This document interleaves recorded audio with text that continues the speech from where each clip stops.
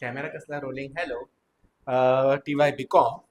बहुत लोग को बहुत प्रॉब्लम है, कंफ्यूजन है सर, इंटरनल रिकंस्ट्रक्शन कैसे करना होगा, जर्नल एंट्री कैसे करने का पता नहीं है। ठीक है, तो एक सम ले लेते हैं हम लोग जर्नल एंट्री का। अब हुआ ये है कि मेरे पास पुरानी टेक्स्ट बुक्स है, वो भी मैंने किसी को दे दी थी हेल्प के लिए, तो वापस मेरे पास आई नहीं है। नई टेक्स्ट बुक आप लोग के पास है मनन प्रकाशन की, तो मई 2019 का पेपर, उसमें से क्वेश्चन नंबर 2 वो हम लोग सॉल्व कर रहे हैं। ठीक है, तो आप लोग के पास बुक है ही, आप लोग अपनी बुक्स में देख सकते हो क्वेश्चंस को। अगर नहीं तो वो क्वेश्चंस का फोटो मैं आप लोग को शेयर कर दूंगा, व्हाट्सएप करना। नंबर सबको पता है, नहीं पता पुरानी वीडियो जाकर देखो, आज नहीं बोलूंगा। कितनी पढ़ाई की है वो पता चलेगा ना मुझे। यस, तो वो नंबर पे मुझे मैसेज करो, आप लोग को मैं पिक शेयर कर दूंगा क्वेश्चंस के। The balance sheet of Azar limited as on 31st March 2018, 10,000 preference shares, 6% preference shares of rupees 100 each, 10 lakhs, 80,000 equity shares of rupees 10 each, 8 lakhs। अगर आप टेक्स्ट बुक में रेफर कर रहे हो मेरे साथ तो पेज नंबर 420, 420, जो कि मैं हूँ, आप लोग नहीं हो। ओके, और जो हंसने की आवाज आ रही है ना, वो तो वहाँ 420 है, एक नंबर कमीना। Yes, capital reserve 50,000, 5% bank loan 4 lakhs, accrued interest on bank loan 60,000, creditors 3,10,000। Sir balance sheet हमारे पास है, आप क्यों पढ़ रहे हो, पता चलेगा। Goodwill 1,60,000, patents and trademarks 40,000, building 4,30,000, plant and machinery 5,10,000, furniture 1,20,000, stock 1,80,000, debtor 1,50,000, cash and bank 25,000, cash in hand 5,000, and profit and loss account 8 lakhs and share issue expenses 2 lakhs। क्यों पढ़ी मैंने बैलेंस शीट? इंटरनल रिकंस्ट्रक्शन कब हो रहा है? जब कोई balance company loss में जा रही है। असेट साइड पे पीएनएल जब होता है, it is a loss, we all are aware about that, बराबर है। तो देखो यहाँ पे कंपनी को लॉस कितना है, 8 लाख। उसके बावजूद कंपनी बोलती है हमारा गुडविल कितना है, 1,60,000, पेटेंट कितना है 40,000, और शेयर इशू एक्सपेंसेस अब तक राइट ऑफ करने बाकी है कितने, 2 लाख, है ना। तो ये कंपनी प्रॉफिटेबल है क्या? नहीं। लॉस में जाने वाली का क्या करता, बोरा गुडविल होता है? गुडविल होता ही नहीं है, उन्होंने कैसे लगाया, right. So government is allowing them to reconstruct their company, and that reconstruction का स्कीम जो है वो हमें नीचे दिया रहेगा। तो आपको बैलेंस शीट भी पढ़नी है, आपको एडजस्टमेंट भी पढ़नी है। The preference dividend is in arrear for 4 years। Preference share कितना है देख लो जरा, 10 lakhs। 10 lakhs पे 6% अगर आप देखते हो तो कितना होगा, 60,000, बराबर है। एक साल का, अगर एक साल का 60,000 तो 4 साल का कितना होगा रे, 2,40,000। ओके, इतना डिविडेंड देना बाकी है। अभी इसके ऊपर एक बहुत इंपॉर्टेंट चीज है, बोलूंगा वक्त आने पर। ओके, पूरा वीडियो ध्यान से देखना, इजीली समझेगा, आई बेट ऑन इट। और जब मैं बोर्ड पे जाऊंगा I will require 20 maximum 23 minutes. Okay, तो ये वीडियो थोड़ा सा लंबा बनेगा अपना, आधे घंटे के आसपास का, लेकिन आपको पता होना चाहिए कि अगर सर का आधे घंटे में हो गया, हमारा भी सम होना चाहिए। It was decided to reconstruct the company for which the following scheme was approved by the court. The 6% preference shares were to be converted into 7% preference shares of rupees 50 each, the number of preference shares remaining the same. Okay? तो 6% का लिया और उनको हमने 7% का दिया। Done? Yes, लेकिन 50 का दिया, 100 का लिया और 50 का दिया।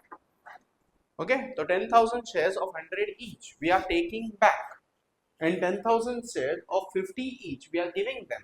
तो 6 लाख की 10 लाख की जगह पे हम लोग कितना दे रहे हैं उनको, 5। Very good. तो फायदा हुआ या नुकसान?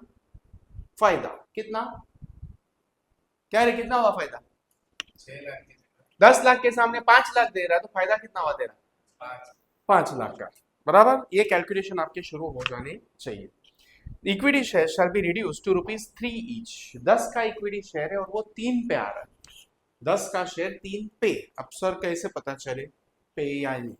याद रखो कि अगर उन्होंने बोला बाय तो उतने से किंवा तेवढ्याने, और अगर उन्होंने बोला टू तो उतने पे किंवा मराठीत आपण म्हणावं तेवढ्या वर आणायची आहे।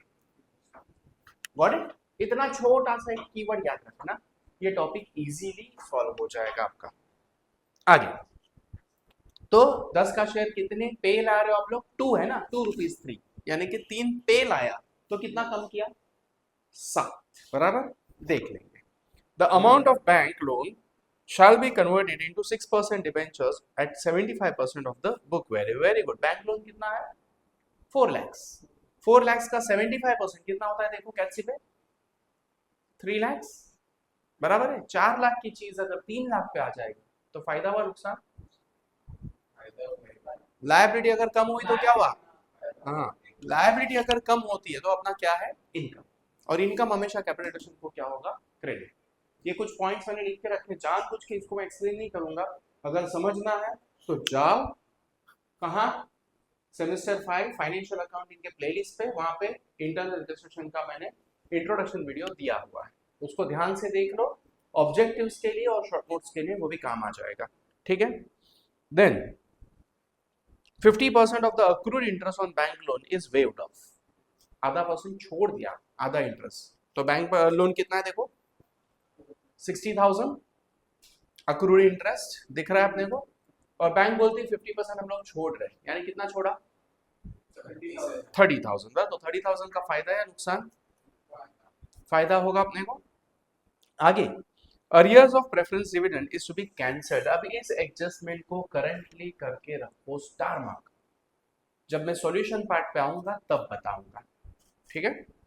आगे, intangible and fictitious assets are to be written off. अच्छा हुआ उन्होंने बोला, हमें तो पता ही नहीं था, है ना। मैंने पहले ही कहा कि जो कंपनी लॉस में जा रही है उसका क्या तंबोरा, गुडविल और patent, right. So internal reconstruction किया ही इसलिए जाता है कि you cancel your fictitious asset and intangible assets. Clear? Then the creditors agreed to waive waive मतलब क्या है? waive मतलब छोड़ना, लीव, कंसेशन देना, डिस्काउंट देना, ओके। 30% वो छोड़ रहे of their claim and to accept equity shares of 60,000 in part settlement of their claim. देख लो जरा क्रेडिटर कितने हैं? 3,10,000। 3,10,000 में से वो लोग कितना छोड़ रहे हैं? कितना छोड़ रहे हैं? 30,000। 30% छोड़ रहे हैं, तो 3,10,000 का 30% 93,000 if I am not wrong, इतना वो लोग छोड़ रहे हैं। माइनस इज इक्वल टू करो 2,17,000, और 2,17,000 के सामने वो लोग कितना शेयर ये कर रहे हैं, एक्सेप्ट कर रहे हैं?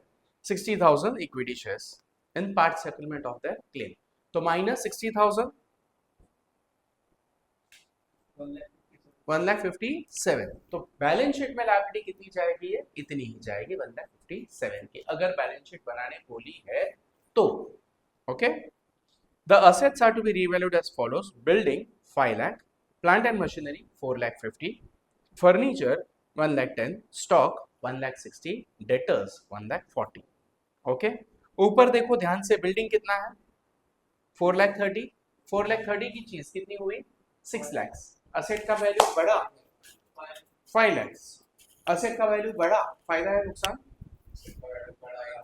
इनकम हुआ, फायदा हुआ, बराबर। रियल कैपिटल एडिशन को क्या करेंगे? क्रेडिट।